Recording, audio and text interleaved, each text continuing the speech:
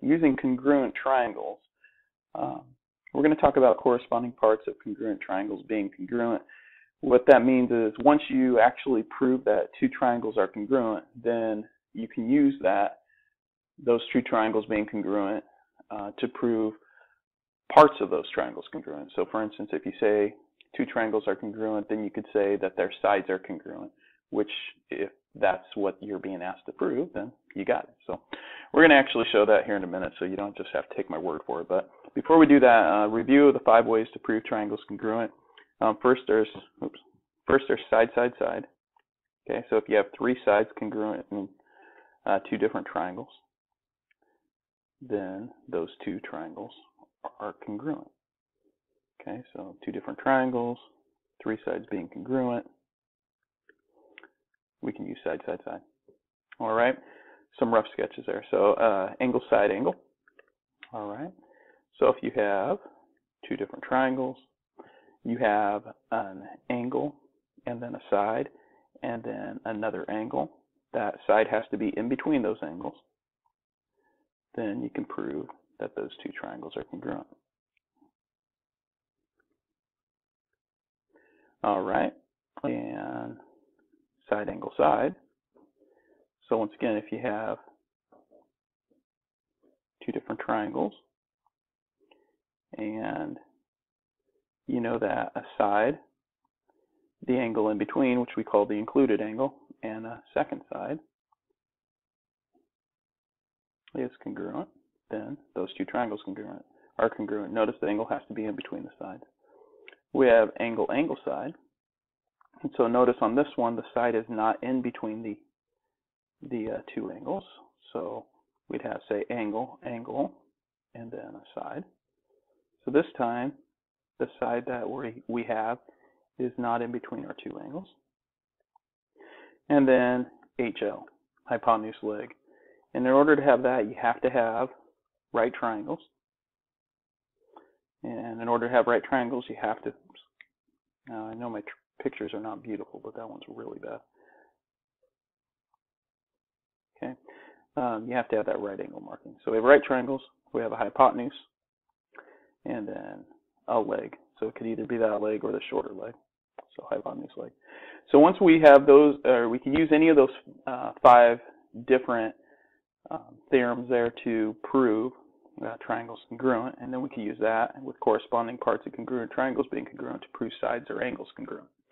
So in this first one here, write a proof. Given that CAD is congruent to ACB and BAC is congruent to DCA, prove BC is congruent to DA.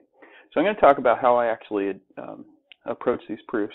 And my thought process goes like this. If I'm given, I look at my givens, I usually mark them out. CAD, sorry about that. CAD is congruent to ACB. And then BAC is congruent to DCA. Okay, and then I like to look at what I'm trying to prove. So it's sometimes helpful if you have a different color or even a highlighter. So I'm trying to prove this side BC congruent to this side DA. And so thinking about that, then really what I need to do is think, well, first, can I prove it without proving triangles congruent? And unless I know something about parallelograms and parallel sides, then I can't do that here. And we haven't reached that, at least I'm going to assume we haven't reached that yet. And excuse me. So I'm going to try to prove triangles congruent. And so from there, I'm looking at, well, these sides that I want to prove congruent, BC and DA, are they parts of 2 different triangles? And when I look at it, I go, well, yeah, I can see that one is part of this triangle right here, so ABC, and the other is part of triangle, looks like DCA. Okay, so if I use that, I could say, well, I have an angle in ABC congruent to an angle in DCA. I have another angle in ABC congruent to DCA, and really I have this side that goes in between by using reflexive property right here. So that means I can actually prove that these two triangles are congruent by angle, side, angle. And so writing out that proof, if I have my statements and reasons, I can think, well, if I get these two triangles proven congruent, then I can use corresponding parts of congruent triangles are congruent. So if DCA is congruent to ABC, then their sides that correspond to each other have to be congruent. So BC would have to be congruent to DA. So I'm going to go ahead and write up the proof for those two triangles being congruent.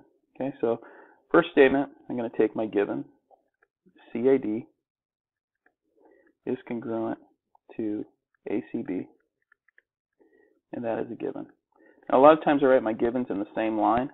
However, in this case, I'm not going to, just to show that I have angle, side, angle. So angle, my second statement is going to be the reflexive property. So I have AC is congruent to, and notice AC here is congruent to CA here. So look at the order of your corresponding pieces, so you have to reverse that there. Another way to think about it is they don't fold on top of each other. That's by the reflexive property. Okay. And now I have a side in between my angles. So the third is my other given, BCA, or BAC, excuse me, is congruent to DCA, and that is given. So now I have that those triangles are congruent. So I'm going to just use BAC again, because I know that's the correct order, is congruent to triangle DCA. Notice it was angles up here. I should have put the angle marking, and triangles down here. So anytime you're saying triangles are congruent, you have to use one of those 5 things that we talked about here at the beginning. So in this case, it's angle, side, angle. And now that I've used that, I can state my last piece. I can say that BC is congruent to, so notice BC is congruent to DA, and that's what they're asking, because of corresponding parts of congruent triangles are congruent. CPCTC. All right, and then I end it, put a little shape or ZDD, make up my own ending just to show that I'm done. There we go. All right, let's try another one here. I'm going to write a proof for this. Triangle ABC is an isosceles triangle. CM is perpendicular to AB, and M is the midpoint of AB. Prove angle ACM is congruent to angle BCM. Okay, so what I'm trying to prove, just to highlight that real quick, I'm trying to prove that this angle is congruent to that angle. All right. Things I know, well, I know I have an isosceles triangle out here. So a lot of times when I'm doing these, I just resketch it maybe so I can show some markings on it. So I've got ABC as isosceles. What do I know from that? Well, I know congruent base angles, okay, and congruent legs. Really, this should say ABC is an isosceles triangle with C as my vertex angle, okay. So I know base angles and opposite sides are congruent. I know CM is perpendicular to AB, and M is a midpoint, which really, if M's a midpoint, then that does tell me that these two sides are congruent as well. If I want to use that, I can get that. Okay, I'd have to do some work there, but I could get that those two sides are congruent. I get these are congruent from isosceles, and these angles are congruent. I also have reflexive property here. So there's a lot of different ways I can approach this one. I like to, anytime I see perpendicular, I like to try to use hypotenuse leg, even though I look at it and I go, well, I have side, side, side. But it's a little more intense to actually come up with a statement that this side, BM, is congruent to AM. You have to talk about a midpoint bisecting a line and then that being congruent. So I'm going to ignore that piece right now for my proof, and I'm going to focus on the leg and the hypotenuse being congruent as well as the right triangle. So I'm actually going to ignore that these angles are congruent. Erasing them doesn't mean they're not congruent, it just means I'm ignoring it right now. Okay? So I'm going to try to get that ACM and BCM are congruent, those two angles. I'm going to prove that these two triangles are congruent. So ACM and BCM are congruent by hypotenuse leg, and then I'd have CPCTC. So that's my plan of attack. Okay? And so statements and reasons. Statement number one, I'm going to just start out with the isosceles triangle. Triangle ABC is an isosceles triangle, and that is given. And that gave me, I'm just going to go in to write what that gives me that I'm going to use for the proof. That tells me that AC is congruent to BC. And that is by definition of an isosceles triangle.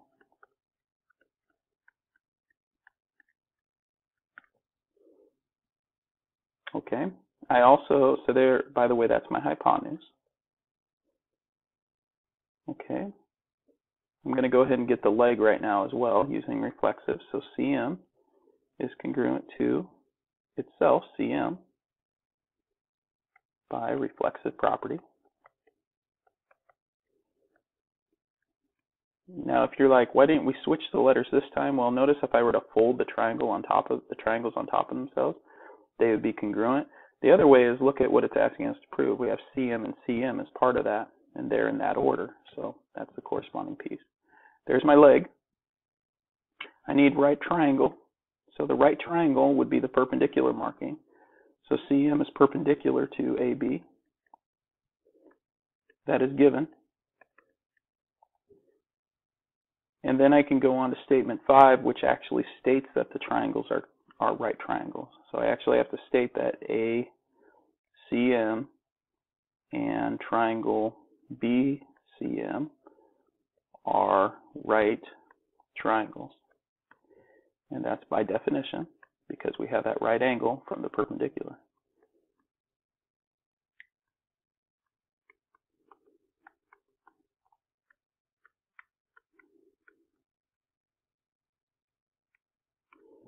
A little abbreviation there.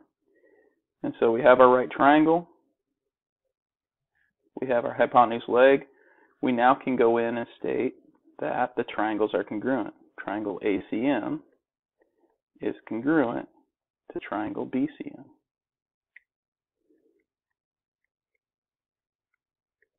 By HL. And now that we know the triangles are congruent, their corresponding parts are congruent. So number 7 is our final statement.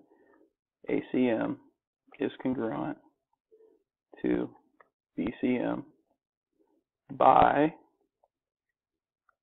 CP, CT, C. That's all there is. Okay, so we've kind of built up to a more difficult one here. This last one, write a proof. Notice the figure is really kind of messy. It's a multiple step. It's a lot of steps here. And we've got to do some separating. But I'm going to walk through it. I'm going to try to walk through it step by step to show how I would approach it. And I'll do my best to show my guiding thoughts here.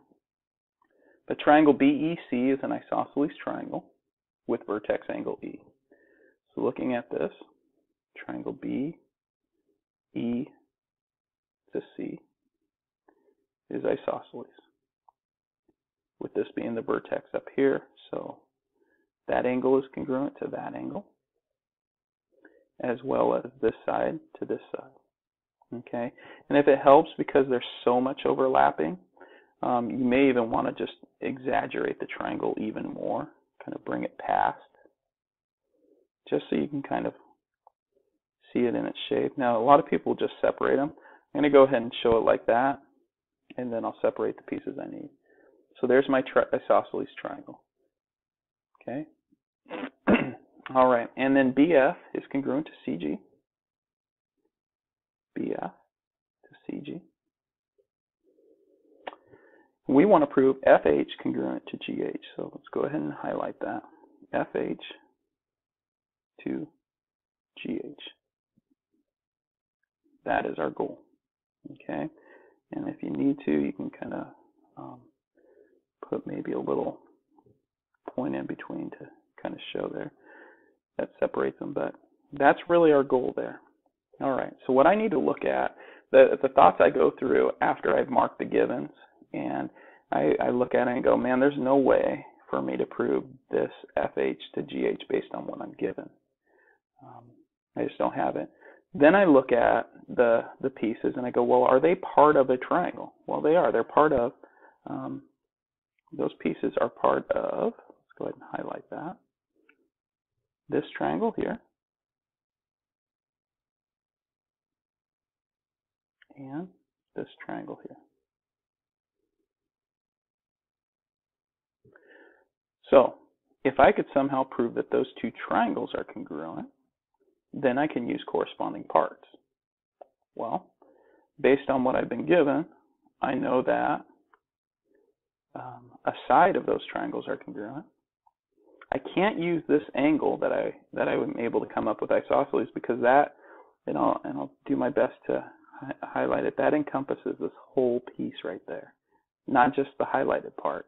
So we really can't use that. That's not helpful to us at this point. This side right here, BE, is not helpful for this because it's just a portion of it, and they actually tell us this piece is congruent to that. So, well, I can get angles though. I can get this angle right here congruent to this angle right here. So FHB to GHC by vertical angles. So if we want to make a note of that, you say, well, those are vertical. Okay. But I still don't have anything. What I need based on what I'm given, I've got an angle, and I need another angle and this side, or another angle here and this side. So if I could maybe get this angle congruent to this angle, or this angle congruent to this angle, I'd be good. I'm not going to get this side most likely, because that's the one they're asking for us to prove. And if I were to get this side, I'd have to I'd still have to have another angle, because I don't have a side angle or a angle side there. So I can't get those based on what they've given us. So really what I have to do is kind of expand my thoughts here. So before I do that, I'm going to look at what I've currently got, because this is really good how my proof's going to end. I'm going to actually kind of work backwards in it. So just kind of going through my reasoning. At the end of this proof, I'm going to use corresponding parts, CP, CTC. That is going to give me FH congruent to GH. That is the plan. Okay? And in order to get that, I am going to have to prove that F, at least my plan, triangle FHB is congruent to triangle GHC.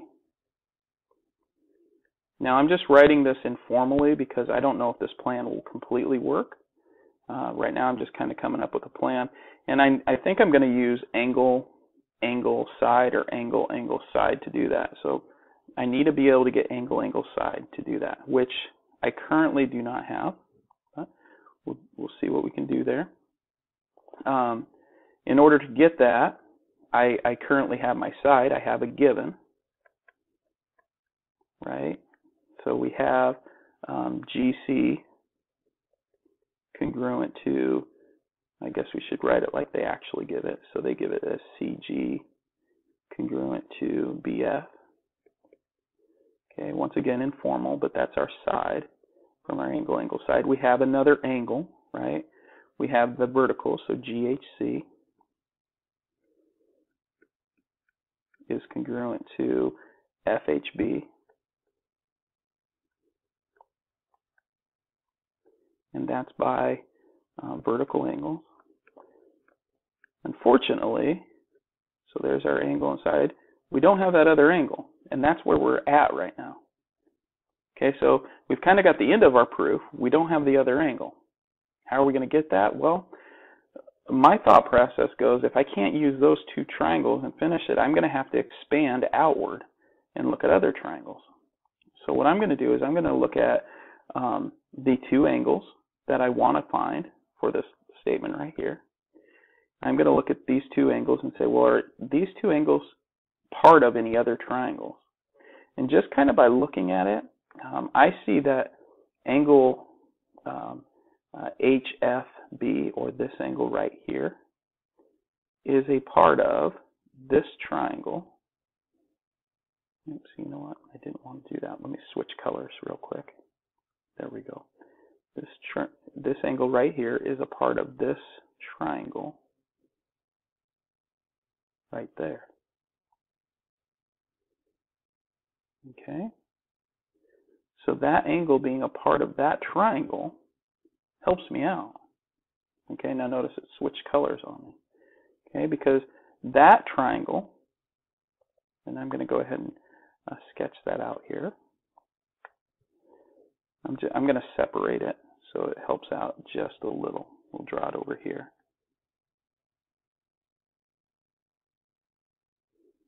Now, you don't have to have amazing pictures. You just do your best and label the sides. So F, B, and C. Okay, and I know that in it. All right. You'll also notice that I know that angle B, or this angle down here, this angle B right here, is a part of this isosceles triangle. It's this angle right here. That's this. So that is congruent by the isosceles, which is a good deal. Okay. So we get that angle based on isosceles. All right.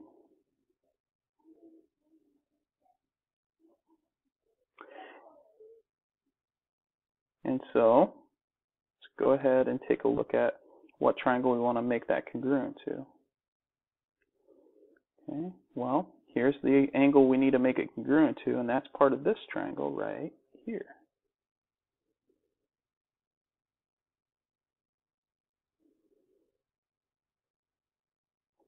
Okay, and that is B, G, and C. Okay, and so kind of switch that up in terms of colors. We've got that there. There's G, there's C, there's B. I know that this side is congruent to this, so GC is congruent to FB. I also know that this angle, angle C, is this angle right here, same as this angle. It's congruent to angle B. Okay. Well, I can almost get those triangles congruent, and if I do, by the way, that then allows me to get this angle right here congruent to that one there, and that's what we want. That's these two angles, because that gives us this angle. Oops, excuse me. That gives us this angle right here. Okay. So we're trying to remember, we're trying to still get the smaller triangles congruent. And the angle we're looking for now is BFC. So angle BFC congruent to angle CGB. And if we've got that, that would be based on CPCTC of another triangle. So let's hope we can get that here. Well, that means we need to get these two triangles congruent. So we need to get BCF congruent to CBG. Well, we do have reflexive property. They share that side down there.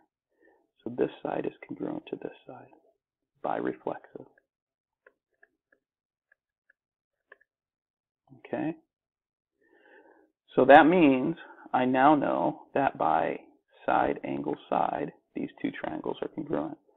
So what we're doing now, kind of looking at this, let's switch it up here. We have that triangle FBC is congruent to triangle GCB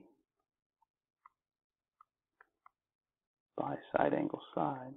And how did we get the side angle side? Well, we had our given piece. That was one of our sides.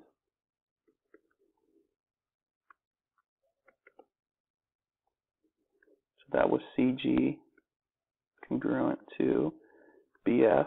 And some of you might be going, hold on, you said that down here. Well, I'm using it up here, so I guess in my formal proof I wouldn't have to rewrite it twice. Okay, that's a given.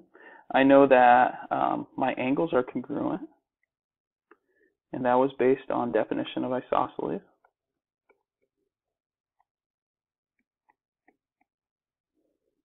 Okay, so my angle being congruent is angle FBC congruent to angle GCB. And now, since I use definition of isosceles, I better actually say that I have an isosceles triangle. Triangle BEC is isos.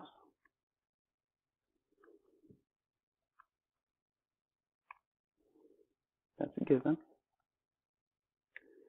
And then I have that these two sides, BC is congruent to, notice it's BC congruent to CB. The order there is a big deal, right?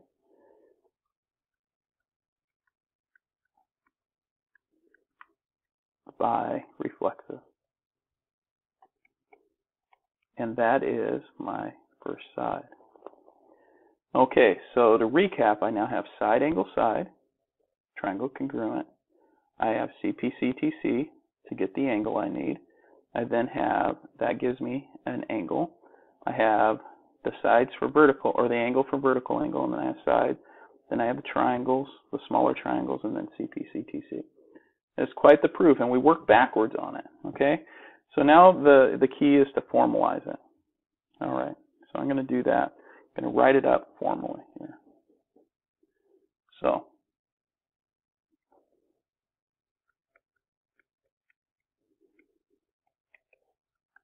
now you don't necessarily have to do it the way I did it, but it's a good way to explain it, and if you're struggling with it, it's a good way to think about it. But I'm going to start out with exactly how I have it here. I'm going to start out by saying BC is congruent to CB. That is by reflexive property. Now, some people may go, whoa, I always start out with given. Well, that's fine. If you wanted to switch these first two statements, you could. Okay, you could say, triangle BEC is an isosceles, and that's given. By the way, this gave me my side here, so I'm going to go ahead and mark that next to it. All right. If you want, since you know you're going to have use this other given, you could do it now, or you can do it in a while. But angle FBC is congruent to angle GCB. Definition of isosceles.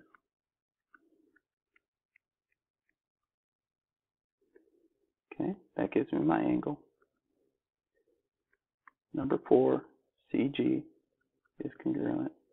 And actually, I'm going to write it exactly like they have it. So BF is congruent to CG, and that is given. And now I have side angle side, which allows me to go triangle FBC congruent to triangle GCB by SAS. I'm then going to go on to number 6 and use CPCTC, which gives me my angle BFC congruent to CGB by CP, C, T, and C that is an angle, and I'm going to switch colors because it's a new angle. Okay. I also have my vertical angles. So number 7 is going to be angle GHC, congruent to angle FHB by vertical. All right, that is my other angle. So let's switch up the colors there. So we've got angle and angle. And then we have our given again. CG is congruent to BF, but you don't have to rewrite that again. You already have it right here. So there's your side. So angle, angle, side. You can then do number 8 here. I'm going to skip it right below reflexive here. Number 8 says triangle FHB is congruent to triangle GHC by, sorry, it wasn't side angle side, it was angle angle side. Okay, number 8, angle angle side. And then finally, you get to the final statement, FH congruent to GH by CP, CTC. And all done. All right. Well, there we got it. I got a little squeezed here, but I think we get it. All right. I hope that helps. Good lucky.